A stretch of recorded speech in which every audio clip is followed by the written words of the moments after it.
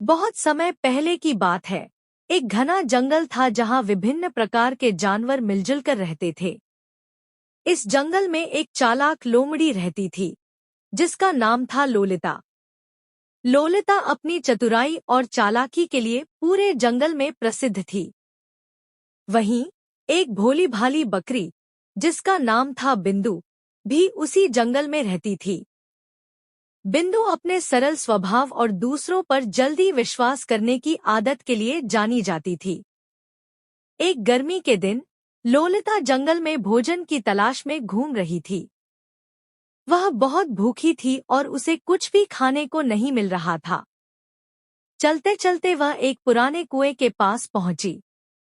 कुएं में झांकते हुए उसने देखा कि उसमें थोड़ा पानी है। प्यास से व्याकुल लोलिता ने सोचा, क्यों न इस कुएं से पानी पी लिया जाए। लोलिता ने कुएं में छलांग लगा दी और पानी पीने लगी।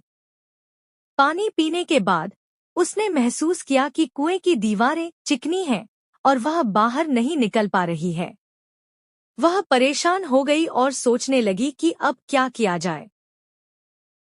उसी समय बिंदु बकरी वहां से गुजर रही थी। उसने कुएं में झांका और लोलिता को अंदर देखा। बिंदु ने पूछा, अरे लोलिता, तुम कुएं में क्या कर रही हो? लोलिता ने तुरंत एक योजना बनाई और बोली, ओ बिंदु, यह कुआं बहुत ही अद्भुत है। इसका पानी मीठा और ठंडा है। मैं तो यहाँ आराम कर रही हूँ। तुम भी आ जाओ, हम दोनों मिलकर इसका आनंद लेंगे। बिंदु ने बिना सोचे समझे कुएं में छलांग लगा दी। अब दोनों कुएं में थी। लोलिता ने बिंदु से कहा, बिंदु, अगर तुम अपनी पिछली टांगों को दीवार पर टिकाओ और सिर नीचे झुकाओ तो मैं तुम्हारी पीठ पर चढ़कर बाहर निकल सकती हूँ। फिर मैं तुम्हें भी बाहर निकालने में मदद करूंगी। बिंदु ने वैसा ही किया।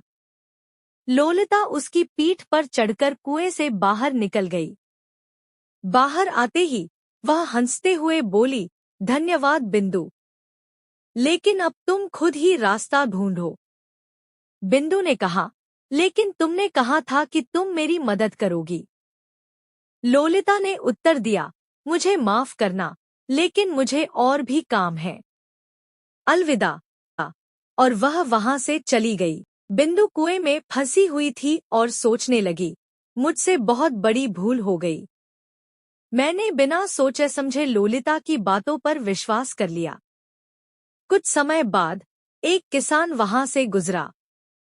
बिंदु ने उसे आवाज दी और अपनी स्थिति बताई। किसान ने एक रस्सी की मदद से बिंदु को कुएं से बाहर निकाला। बाहर आने के बाद बिंदु ने सोचा, अब मैं कभी भी किसी की बातों पर बिना सोचे समझे विश्वास नहीं करूंगी।